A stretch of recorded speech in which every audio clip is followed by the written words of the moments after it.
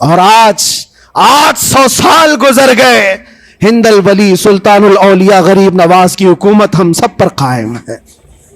کس بات کی حکومت ہے یہ دلوں کی حکومت ہے۔ اور وہاں جو ہاتھ لگانے کی کوشش کر رہا ہے وہ اپنے ہاتھوں کو بچا لے، آگ تمہارا انتظار کر رہی ہے۔ دوستو آج مفتی سلمان اجاری صاحب کا بیان سننے والے ہیں، آپ لوگ بھی اس بیان کو شروع سے لاسٹ تک ضرور سنیں۔ مفتی سلمان اجاری صاحب حضرت خواجہ غریب نواز رحمۃ اللہ علیہ کے اوپر بہت اچھا جو ہے کہلوں میں بیان دیا ہوا ہے، تو آپ لوگ سے ہماری ریکویسٹ ہے آپ لوگ اس ویڈیو کو شروع سے لاسٹ تک ضرور دیکھیں۔ السلام علیکم ورحمۃ اللہ وبرکاتہ، کیا حال چال ہے؟ امید کرتا ہوں خیریت سے ہوں گے۔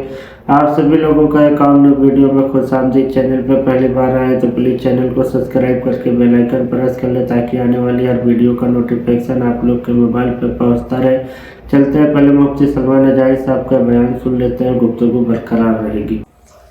آگ تمہارا انتظار کر رہی ہے، اس لیے کہ اللہ فرماتا من عادی لی ولیا فقد آذنتہ بالحرب، جس نے میرے ولی سے دشمنی کی میں اس کو اپنے ساتھ جنگ کا اعلان کرتا ہوں۔ آؤ رب تعالیٰ سے جنگ کرنے کے لیے تیار ہو؟ اللہ کے ولی سے مقابلہ کرنا چاہتے ہو؟ اللہ کے ولی کو چھونا چاہتے ہو؟ رب تعالیٰ فرماتا ہے جو اللہ کے ولی سے دشمنی کرتا ہے اسے میں اپنے ساتھ جنگ کا اعلان کرتا ہوں۔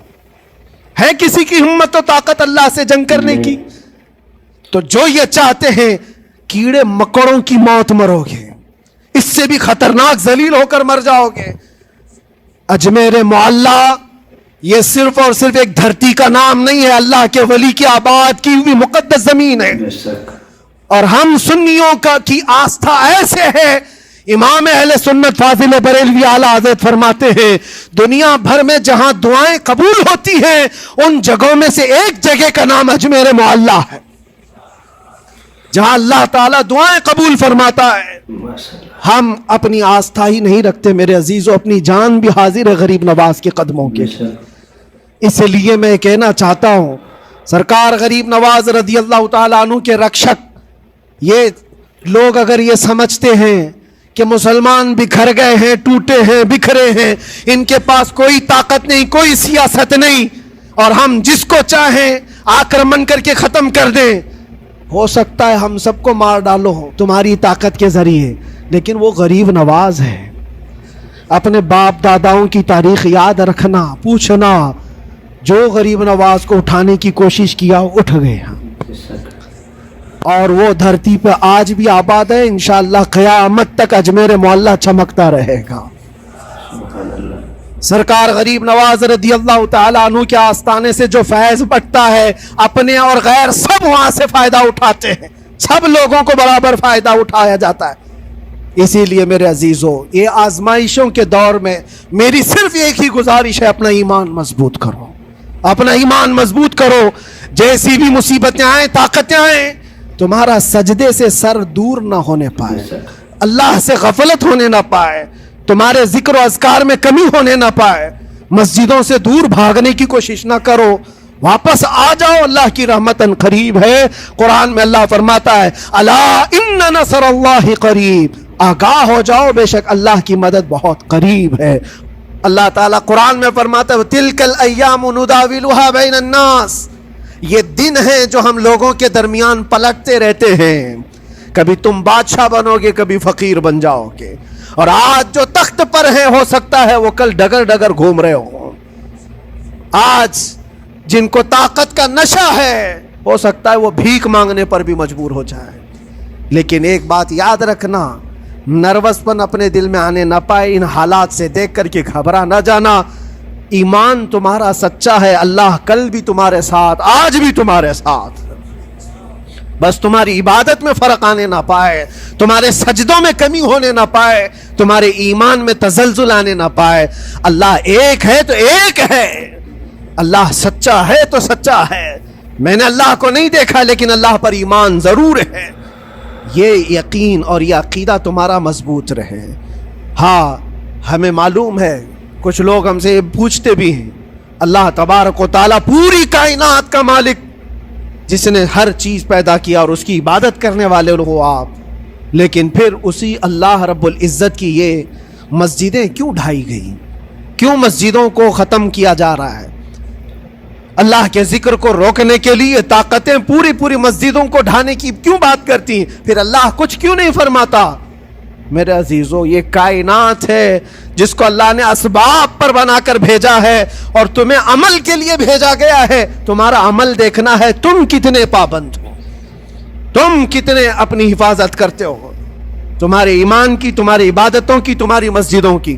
تم مسجدیں خالی کر کے گھوم رہے ہو، فجر کی نماز میں اپنے گھروں پر سوئے ہو اور پھر اللہ کے گھروں کی حفاظت کی بات کر رہے ہو کہ مسجدیں ڈھائی جا رہی ہیں، مسجدوں پر آکرمن ہوتا ہے. یہ ساری باتیں کیوں؟ تم جب ان صفوں کو خالی کر دو گے، یہ مسجدیں چیخ چیخ کر پکارتی ہیں اللہ کی بارگاہ میں. پل بھر میں بنا لی، شب بھر میں بنا لی مسجد تو ایمان کی حرارت ہوا. من اپنا پرانا پاپی تھا، بچپن سے نمازی بن نہ سکے. مسجدیں بڑی بڑی شاندار بنا لینا اور اس کو آباد نہ کرنا، یہ بھی تو ظلم ہے. آپ ان مسجدوں کی حفاظت کی جو بات کر رہے ہیں، ان مسجدوں کی حفاظت صرف کمیٹیاں بنانے سے نہیں ہوتی، نمازوں سے ہوتی ہے، اس کے اندر تلاوت قرآن سے ہوتی ہے. عزیزان گرامی، اور پھر یہ بات ان ظالموں کے لیے کہ اگر وہ ہاتھ لگا کر مسجدوں کو اٹھانا پھینکنا اس کو اپنی طاقت کا ذریعہ سمجھتے ہیں تو سمجھ لو تھوڑے دن کی بات ہے. اگر اسی کا نام طاقت ہے کہ عبادت گاہوں کو مسمار کر کے طاقت کے تخت کو بٹھایا جائے، تو یاد رکھنا بڑھتے بڑھتے بڑھتے تمہارا نشہ کہیں تمہیں فرعون نہ بنا دے. اور اگر فرعون بن گئے تو انتظار کرو، اللہ تعالیٰ بڑے بڑے فرعونوں کو صرف پانی سے ہلاک کرتا ہے. بے شک بہت بڑے بڑے نمرودوں کو اللہ تعالیٰ مچھر سے ہلاک کرتا ہے. وہ ابرہہ بھی تو آیا تھا جو کعبہ ڈھانے کے لیے آیا تھا، ہاتھیوں کا لشکر لے کر آیا تھا، جس کا ذکر قرآن پاک میں الم تر کیف فعل ربک باصحاب الفیل. اے محبوب، کیا آپ نے نہیں دیکھا ہاتھی والوں کے ساتھ اللہ نے کیا معاملہ کیا؟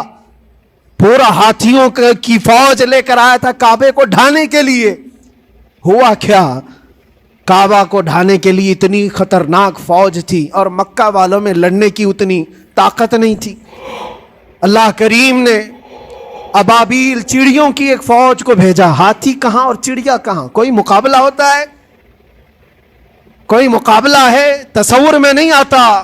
لیکن رب تبارک و تعالیٰ کا ایک دستور ہے، بڑی بڑی طاقتوں کو چھوٹی طاقتوں سے ہلاک کرتا ہے.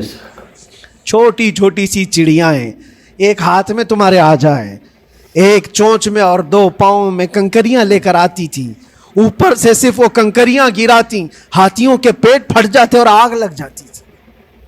اللہ تبارک و تعالیٰ کی طاقت کا یہ مشاہدہ، قوت کا ایک ہلکا سا اظہار جو مکہ کی ان وادیوں میں ہوا، منا، اور اللہ تعالیٰ فرماتا ہے فَجَعَلَهُمْ كَعَصْفٍ مَأْكُولٍ. اللہ نے ان کو ایسا کر دیا جیسے کھائی ہوئی مرغی ہوتی ہے، نوچ نوچ کر کے کھا کر چھوڑی ہوئی مرغی ہو. پوری فوج کی حالت ایسی ہو گئی تھی. کعبہ مکرمہ کو ڈھانے کے لیے آئے، تب اللہ تبارک و تعالیٰ ظالموں کو کس طرح سے نیست و نابود فرمایا. ہمیں یقین ہے میرے عزیزوں، اللہ تبارک و تعالیٰ وہ ابابیل بھیجنے والا مولا آج بھی زندہ اور ہمیشہ زندہ رہے گا. وہ حی اور قیوم ہے، ہمیشہ سے زندہ ہے اور ہمیشہ زندہ رہے گا. لیکن تمہارا امتحان ہوتا رہے گا، تمہارا امتحان ہوتا رہے گا. اللہ کے نبی صلی اللہ تعالیٰ علیہ وسلم کے لیے مدد آئی ہے تو اس کا مطلب یہ نہیں ہے کہ وہ صرف بیٹھ کر کے مدینے میں دعائیں کرتے تھے. نہیں، عمل کے میدان میں اترے بھی ہیں. صحابہ نے بھوک اور پیاس برداشت کی ہے، کتنے کتنے دنوں تک وہ ایک کھجور پر پورا دن گزارتے تھے.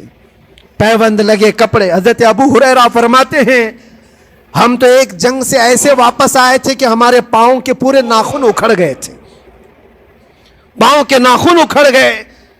خندق کے میدان میں خود نبی پاک صلی اللہ علیہ وسلم اپنے ہاتھوں سے خندق کھودتے رہے اور پیٹ پر پتھر باندھنا، یہ سب مشقتیں، سٹرگل کیا ہے. پھر اللہ سے یہ دعا کیا مولا تو اپنی مدد بھیج دے، تو اپنے رحم و کرم کی بارشیں برسا. اور ہم یہاں مست کھا پی کر کے پھر دعا کرتے ہیں مدد آ جائے. تم نے محنت کون سی کی، کون سی مشقت کی؟ میرے عزیزوں اگر محنت و مشقت میدان میں اتر کر کرنے کا موقع نہیں ہے تو عبادتیں تو کرو اپنی پوری، اپنی نمازیں تو کمپلیٹ کر لو اور اللہ کو راضی کرو. اپنے گناہوں سے اگر وہ غضبناک ہے تو توبہ کرو. اور جاتے جاتے یہ بات بھی میں عرض کروں گا کہ آج جن لوگوں کو ایسا لگتا ہے کہ یہ کھیل تماشا ہے، ایک بات یاد رکھنا، کسی مسجد کے ختم ہو جانے سے یا مومن کے کسی کے ہار جانے سے ایمان کبھی ہارتا نہیں ہے. ایمان ہمیشہ جیتتا ہے. تھوڑی دیر کی تکلیف تو مومن کو ہو سکتی ہے لیکن اس کے ساتھ ایمان ہے تو ہمیشہ سر بلند. اس سے بڑی کوئی کامیابی کیا ہے؟ ہم نے دیکھا ہے کربلا کی تاریخ میں جیتا کون ہے؟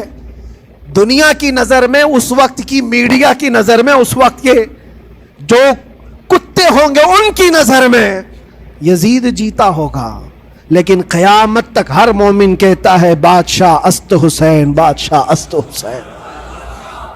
ایمان کی جیت ہمیشہ ہے، اگرچہ وہ ٹکڑوں میں بدل جائے، اگرچہ وہ 1000 ٹکڑوں میں ہو جائے. آج بھی پھریرا لہرا رہا ہے تو حسین اعظم کا لہرا رہا ہے. اسی لیے یاد رکھو، صرف تخت پہ چڑھ کر بیٹھنے کا نام جیت نہیں ہے. ابھی الیکشن بھی گزرا، کچھ لوگ نروس ہوں گے کہ ہم ہار گئے. اگر وہ ایمان والے ہیں، سچے ایمان والے ہیں تو انہیں یاد رکھنا چاہیے جیت اور ہار صرف تخت حاصل کرنے کا نام نہیں ہے، دلوں پر حکومت کرنے کا نام جیت ہے. دوستو آج کے ویڈیو میں اتنا ہی. بس آپ لوگ کو کیسا لگا مفتی سلمان اجاہری صاحب کا بیان سن کر کے نیچے کمنٹ باکس میں اپنی رائے ضرور دیں. اور چینل کو ابھی تک سبسکرائب نہیں کیا تو چینل کو سبسکرائب کر کے بیل آئیکن پریس کر لیں تاکہ آنے والی ہر ویڈیو کا نوٹیفیکیشن آپ لوگ کے موبائل پہ پہنچتا رہے. آپ لوگ مجھے اجازت دے، پھر ملتے ہیں کسی نیکسٹ ویڈیو میں. اللہ حافظ.